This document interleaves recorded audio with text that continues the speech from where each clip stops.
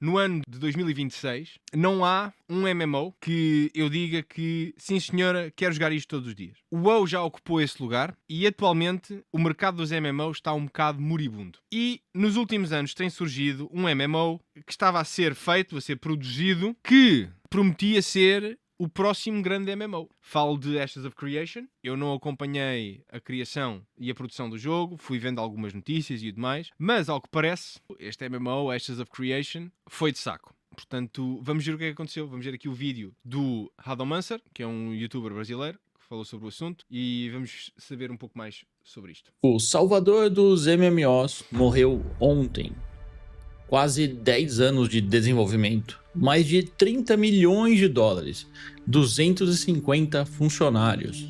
E em menos de 48 horas, tudo desmoronou. O fundador renunciou em protesto, a liderança inteira debandou, os funcionários foram demitidos sem receber o último salário. E milhares de pessoas que investiram dinheiro nesse sonho acordaram hoje sem saber se vão ver um centavo de volta. A decadência de Ashes of Creation e como a gente chegou aqui logo depois do break. O pouco que eu soube, o pouco que eu ouvi falar, foi que o Steven, acho que é assim que ele se chama, o gajo que estava por trás deste grande projeto, acho que era o executive producer do jogo, que foi ele que desde sempre andou a tentar vender este jogo, porque ele próprio tinha a ideologia de que nenhum dos MMOs que existiam no mercado correspondia às expectativas daquilo que ele queria que fosse um MMO que ele gostaria de jogar, e foi isso que também o levou a querer levar a cabo a produção do Ashes of Creation. Pelo que eu entendi, o Steven demitiu-se da empresa que estava a produzir o Ashes of Creation em protesto, porque a empresa estava a tomar decisões que já não estava a ter em conta as opiniões e a expertise do próprio Steven e que estavam a querer tomar um rumo diferente daquilo que originalmente eles tinham pensado tomar ao início com o jogo. Eu estou a dizer isto muito por alto, não estou a dizer isto com conhecimento de causa, estou só a dizer aquilo que ouvi assim muito ao de leve. Mas uma coisa que eu sei é, este jogo esteve imenso tempo em Kickstarter. E uma das coisas que levou também muita gente a apoiar o Ashes of Creation foi o facto de o jogo prometia muita coisa, tinha, digamos, orçamento que apoiava as promessas que eles tinham posto em cima da mesa, tinha uma equipa grande que apoiava as promessas que eles estavam a dar, que iam ao jogo, e tinham uma cláusula, vamos lhe chamar cláusula, porque não sei que efeitos legais é que aquilo tinha, no Kickstarter que dizia que se o jogo não for lançado, todo o dinheiro do Kickstarter será refunded. Isto era uma das coisas que eles diziam no Kickstarter. Okay? Acho que era tipo uma das últimas cláusulas do Kickstarter, que é quase numa de se o jogo nunca chegar a ser lançado, vocês recebem o refund de tudo o que apoiaram este jogo. Pormenor. Eu não sei e acredito que infelizmente isto não seja legally binding. Aqui há uns anos eu fui ver e o Ashes of Creation tinha backings de 300, 200 euros, alguns de 1000 euros. Tipo, packs de 1000 euros. Tu podias dar tipo 1000 euros de backing. Tipo, e isso dava-te perks no jogo. Isso dava-te perks. Agora, tanto quanto sei, o Ashes of Creation já é jogável. Já está na Steam. Aliás, deixa conferir se por acaso, depois desta bolha ter arrebentado, se ainda está na Steam. Eu garanto-vos que se o jogo estando na Steam e possível de ser jogado, que esta malta vai ser fuinha ao ponto de não devolver a guita. Vera. Já não dá para instalar. Que giro. Que giro. E de repente tem 7000 negativas. De repente tem 7000 reviews negativas. Rui, obrigado por pesquisa. Boa noite. O problema de hoje em dia, tanto no mundo do software como no mundo dos jogos, é sempre os gajos que estão a gerir as merdas. Nem estou a falar dos team managers, mas sim das pessoas que não se sabe bater 2 linhas de código, têm 50 ou mais e estão para ali a liderar. Exato. Ou seja, eles chegaram a lançar na Steam uma espécie de beta, ok? Eles lançaram um Early Access Game, ok? Ele esteve online. Não, o jogo estava jogável. Tu podias vir aqui e podias comprar o jogo. E podias jogar o Early Access version do jogo. Isto já era uma coisa que tu já podias fazer. Eu lembro-me de vir aqui há dias, porque de repente abria Steam e estava Ashes of Creation, Vi pensei, olha, isto está aqui na Steam, já se pode jogar isto. Pá, eu fui ver. O jogo já estava disponível na Steam. Agora, de repente, foi de saco. E aí, galera, Radomancer na área, aquele que acompanha esse projeto desde 2017 e que, infelizmente, não tá nem um pouco surpreso com o que aconteceu. E hoje a gente vai falar de Ashes of Creation, ou melhor, do fim de Ashes of Creation. É que repara. Ou melhor, do fim de... Reparem. Por muito que tu possas dizer, ainda há aqui espaço para acrescentarem mais cenas e não sei o quê. Overall, olhando para isto aqui, tu pensas, ok, está aqui qualquer coisa. Eu consigo ver aqui um jogo a acontecer. Portanto, não é como se o jogo estivesse montado às 3 pancadas e não estivesse jogável. E não estivesse a ser trabalhado. Ashes of Creation.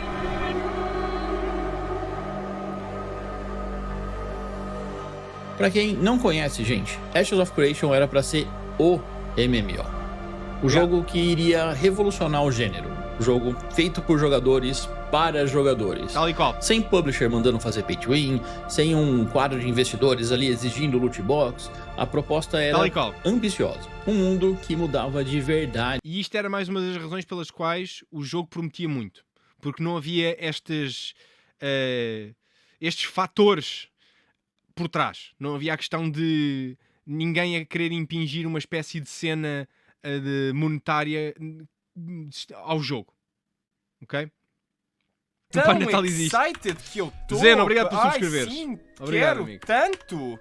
Ai, dá-me. Baseado nas sim, ações toma. dos jogadores. Se você ajuda uma vila a crescer, ela vira cidade.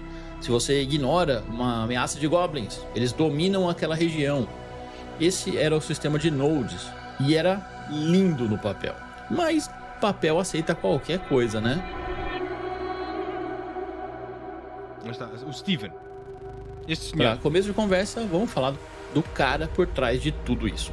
Steven Sharif. Ele se apresentava como um jogador de MMO frustrado, que tinha ficado rico muito jovem e decidiu usar o próprio dinheiro para criar o jogo que ele sempre quis jogar. Linda história, né? O problema é que quando você cava um pouquinho, as coisas ficam um pouco mais complicadas. Okay. Sharif ficou rico trabalhando com MLM, que para quem não sabe, MLM é Multilevel Marketing. Aqueles esquemas de venda onde você ganha dinheiro não só vendendo produto, mas recrutando outras pessoas. Ok, esta parte eu não sabia. Eu desconhecia deste background. Ok, calma. Então calma, nem tudo é rosas então, ok. Pessoas para vender, o famoso esquema de pirâmide legal. Ele trabalhou numa empresa chamada Zango, que tinha um histórico de processos por práticas comerciais questionáveis. Isso por si só não significa nada, tá? Só para deixar claro, não quer dizer que ele fazia algo. Novamente, olhem para o que estamos a ver. Olhem para o que estamos a ver. Isto parece-me um jogo bastante bem executado. Eu vejo aqui já um finished game, quase. Eu olho para isto e percebo, ok, está aqui um jogo. Está aqui um jogo. Eu não vejo aqui nada que me indique, ok, isto é um scam. Olha para isto. Vamos olhar novamente para isto. Olhem para o gameplay. Pá. Certo? Não é mirabolante. Pá, mas está lá qualquer coisa, mano. Está lá qualquer coisa. Algo do tipo. Afinal, muita gente trabalha em empresa duvidosa e depois segue carreira honesta. Mas quando você combina esse histórico com algumas decisões que a Intrepid tomou logo depois, aí a coisa começa a fazer sentido de um jeito que a gente preferia que não fizesse. Ok. Kickstarter. Em 2017, a Intrepid Studios lançou uma campanha no Kickstarter com uma meta de $750 mil. E eles bateram essa meta em menos de 12 horas. No final da campanha. Ok. Eu aqui já começo a cheirar o esturro. Pronto. E eu estou a ver isto numa perspectiva de eu não sabia a informação toda, ok? Eu sabia algumas coisas. Mas, por muito que uma companhia de videojogos diga estamos a produzir um MMO, nós próprios conseguimos financiar o MMO. No entanto, está aqui um Kickstarter. Se vocês quiserem contribuir com o arranque do jogo. E pedem, pedem $75 mil. Estamos a falar de um MMO. $75 mil? 75 mil para um MMO não é nada. Não é nada. Dá para pagar o salário de quantas pessoas? Durante um ano? 2,5. Enfim, continua. Eles tinham arrecadado mais de 3,2 milhões de dólares, de quase... Mentira, 2,5 o Catan. Estamos a falar de um mercado americano. Se for uma posição de manager, nem para uma pessoa dá. Eram 750, espera aí, então deixa-me voltar atrás, deixa-me ver o que é que o gajo disse. Trapid Studios lançou uma campanha no Kickstarter com uma meta de 750... Ok, 750, desculpem, eu interpretei mal. 750, não era 75, desculpem. 750, falha minha. Pá, ok. Está bem. 750, mesmo assim, não chega a milhão. Não chega a milhão. É um MMO. É um MMO. É muito pouco. É pouquíssimo. Não é nada, mano. Para um MMO, dá-te para meio ano de produção. À vontade. Pá, bem orçamentado, se calhar um ano, talvez, de produção. Não é suficiente. Não é. $1.000. E eles bateram essa meta em menos de 12 horas. No final da campanha, eles tinham arrecadado mais de 3,2 milhões de dólares de quase 20 mil apoiadores. Foi um dos Kickstarters de jogos mais bem-sucedidos da história. E a promessa era clara. Lançamento previsto para dezembro de 2018. Dezembro.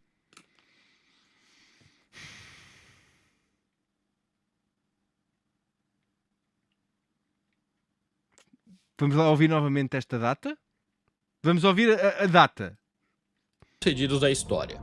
E a promessa era clara. Lançamento previsto para dezembro de 2018. Em que ano é que estamos? Desculpem. Pois pá.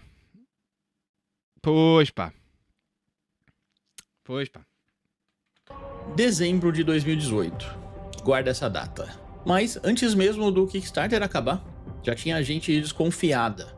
E eu sei que você tá pensando, mas sempre vai ter hater reclamando de tudo. O que é verdade. Mas dessa vez a reclamação era bem específica. A Intrepid criou um programa de referência que pagava aos jogadores uma porcentagem do que os seus indicados gastassem dentro do jogo.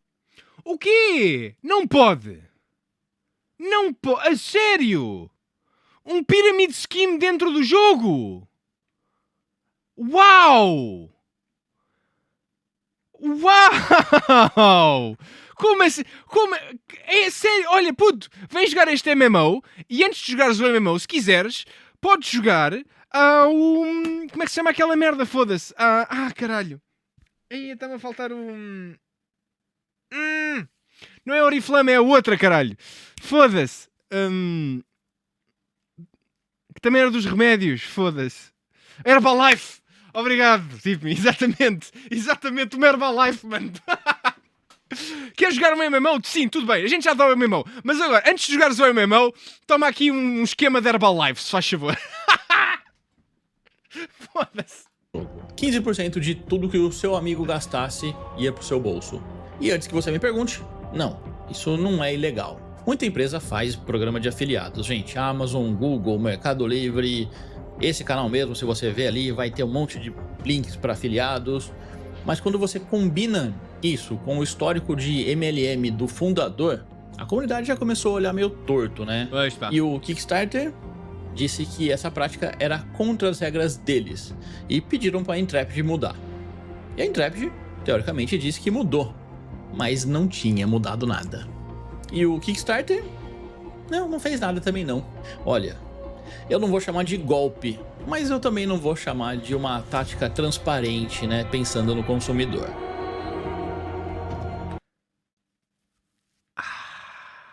Ok. Prontos, manos. Prontos, prontos, pá. Tem tudo para dar certo.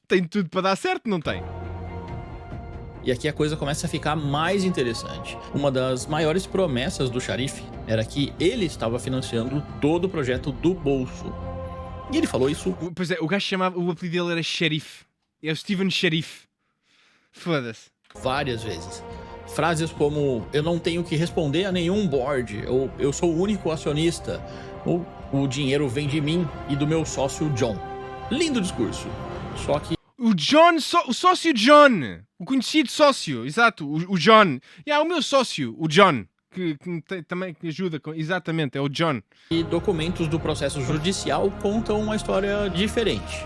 Em fevereiro de 2017, antes mesmo do Kickstarter, a Intrepid já tinha feito um acordo de financiamento com um cara chamado Jason Karamanis, através de uma entidade chamada Yaya Legacy Trust.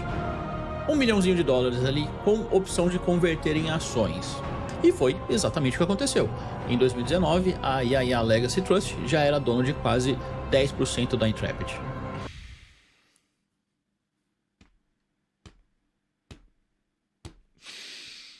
Epá, é camadas, estão a ver? Tipo, é camadas. É quando tu pensas, não, olha, aí é cagando a merda. Olha, mais merda. Ah, mas espera, mais merda ainda. Espera, não acabou. Continua a acumular. Ai, meu Deus, que tristeza. Então, quando o Sharif dizia que não tinha investidores, que não tinha um board para responder, ele estava o salvador dos MMOs os meses, e ficou aquela sensação de que o dinheiro dos não tinha um board para responder, ele estava no mínimo sendo criativo com a verdade. E esse detalhe vai ser importante para entender o que aconteceu agora. Agora vamos avançar para 2018. O jogo deveria sair em dezembro desse ano, lembra? Só que em vez de mostrar progresso no MMO, a Intrepid anunciou outra coisa. Um Battle Royale. Ashes of Creation Apocalypse. Em plena febre de...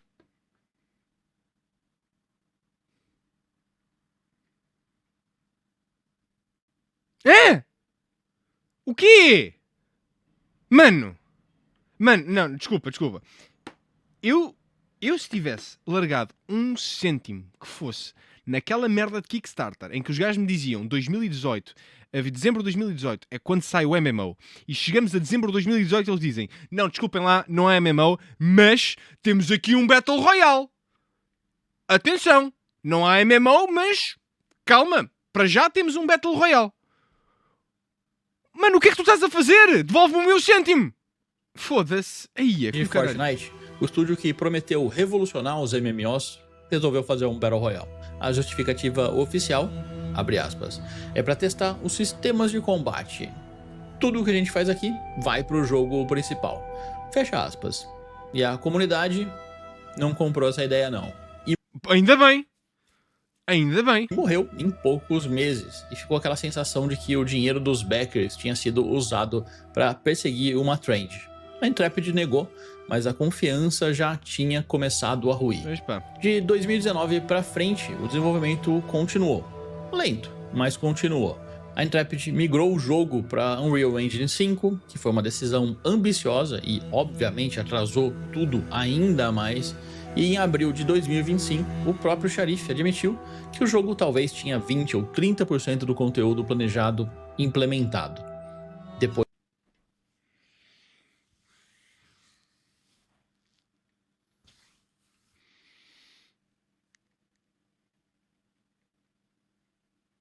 isto mais uns aninhos e o Steven e o sócio John faziam um racing sim. Tal e qual, mano. Eixe. Ou melhor, aliás, eles não tivessem mandado o jogo abaixo, eles este ano lançavam um trading card game, puto. Estou-te a dizer, o jogo não tivesse ido abaixo e eles este ano lançavam um trading card game. Puto. Depois de quase 10 anos. E os custos? Os custos são a parte mais interessante, né? Porque em dezembro de 2025, quando questionado sobre um processo que uma empresa de cloud computing estava cobrando $850 mil de serviços não pagos, o Sharif respondeu: 800 mil é o custo operacional de uma semana do Ashes. Gente, uma semana, $800 mil.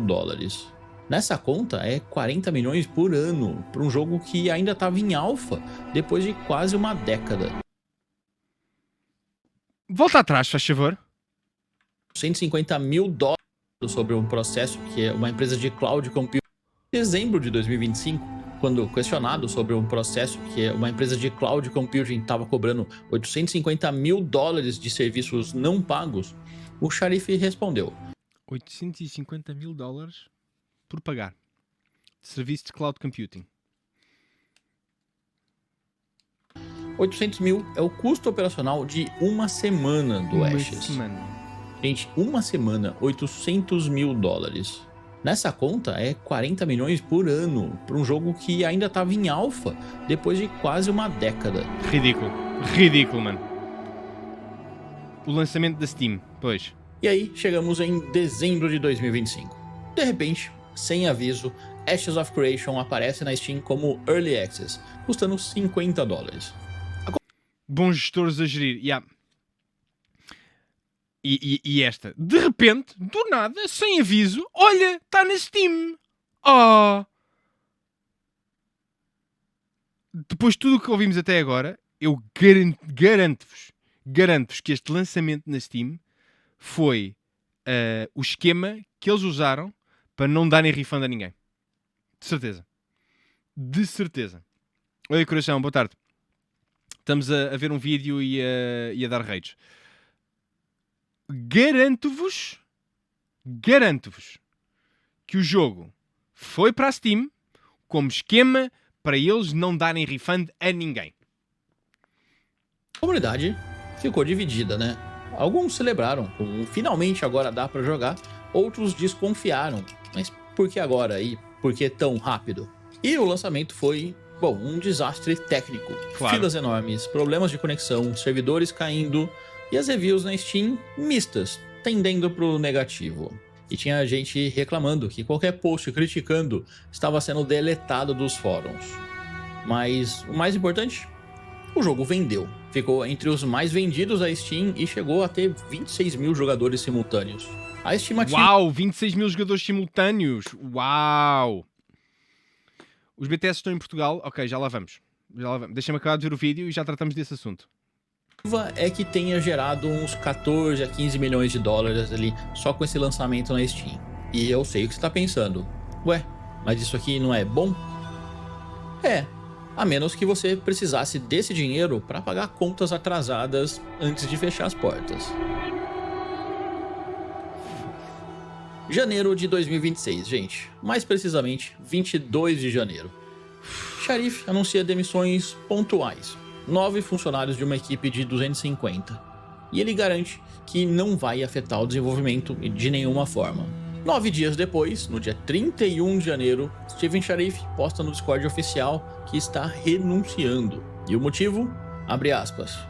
O controle da empresa saiu das minhas mãos. O board começou a tomar decisões que eu não poderia eticamente concordar ou executar. Um gajo que disse desde o início e usou isso como forma de vender o jogo, dizendo: eu não respondo a boards, eu financiei o jogo por mim próprio, eu sou o único acionista. E despede-se, dizendo que o controle da empresa saiu das minhas mãos.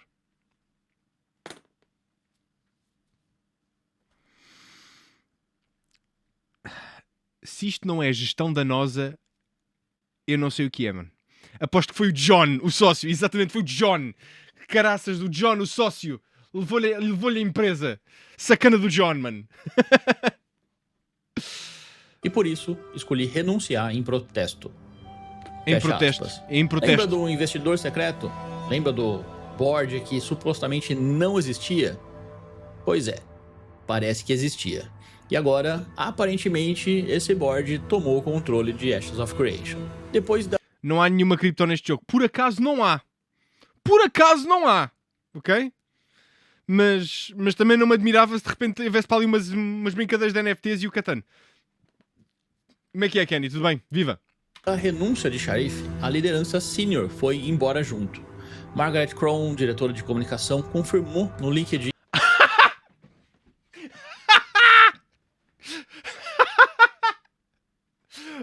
A profile pic do LinkedIn, mano.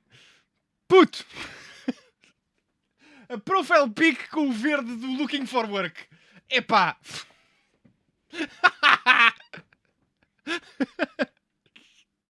em que o seu tempo na empresa acabou. Ai, Pediu o para a Catano. comunidade ter paciência com os desenvolvedores que tinham acabado de perder o emprego, e esses desenvolvedores receberam um aviso de Warning Act, que, para quem não sabe, nos Estados Unidos, empresas com mais de 100 funcionários são obrigadas a dar um aviso prévio de 60 dias antes de demissões em massa, geralmente quando a empresa não consegue pagar as contas.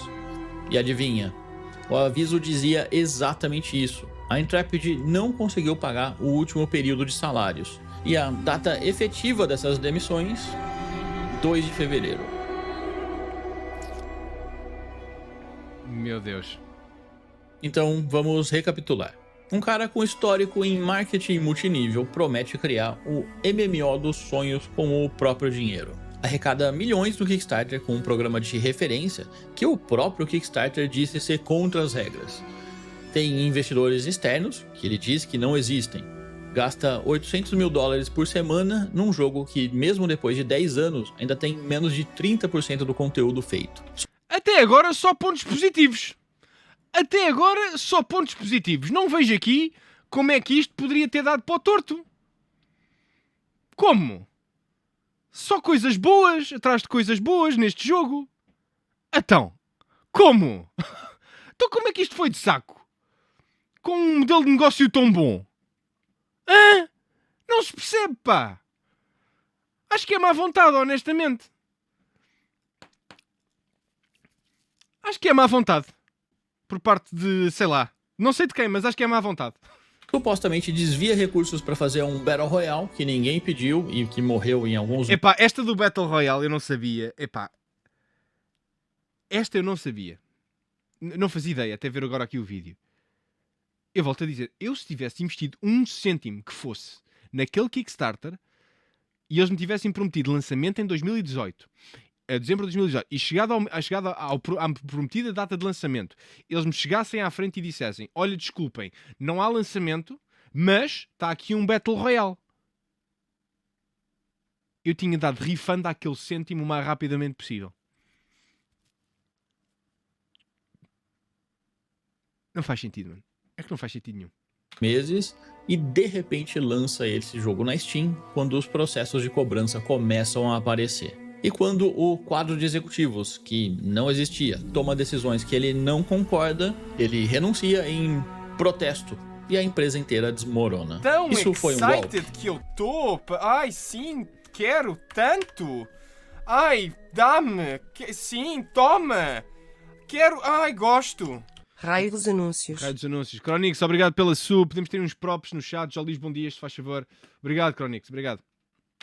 Eu não sei. E eu não vou acusar ninguém de crime sem provas concretas. O que eu sei é que muita gente foi sincera nesse projeto. Os desenvolvedores trabalharam de verdade.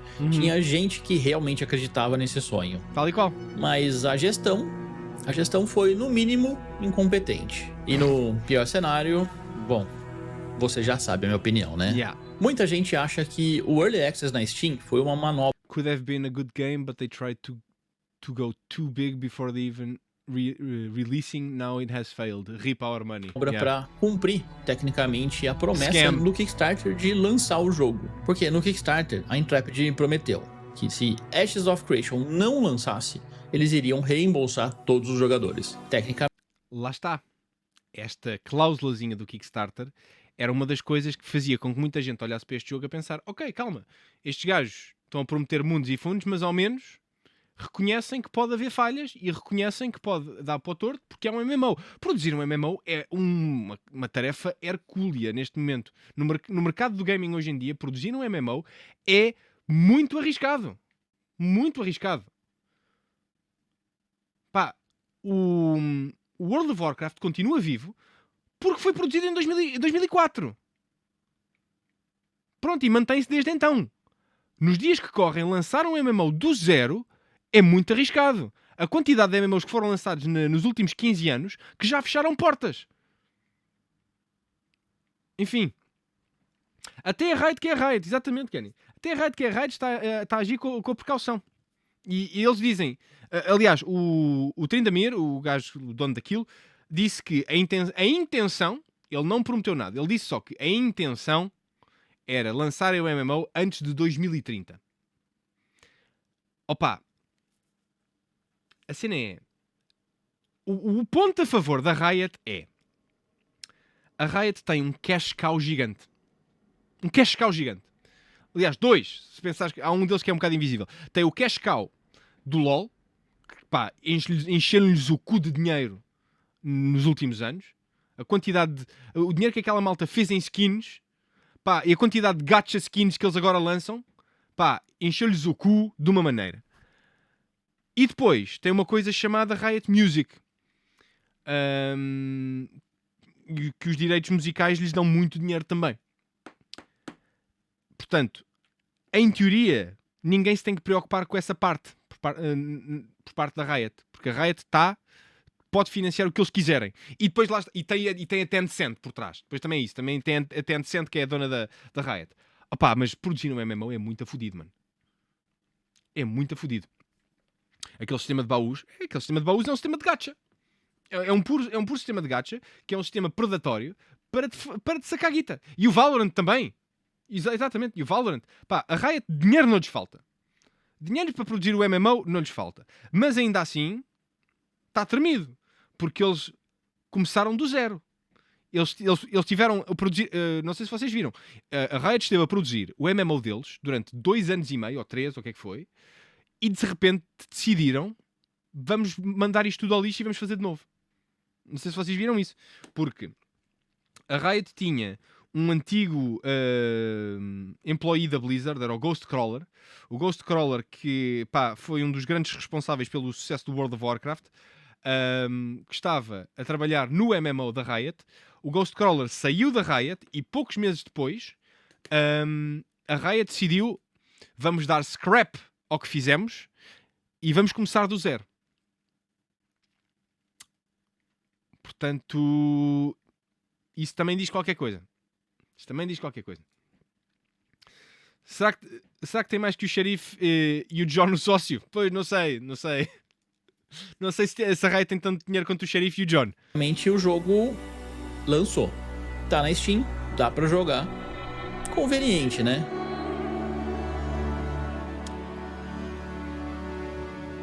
Então, o que acontece com quem investiu dinheiro?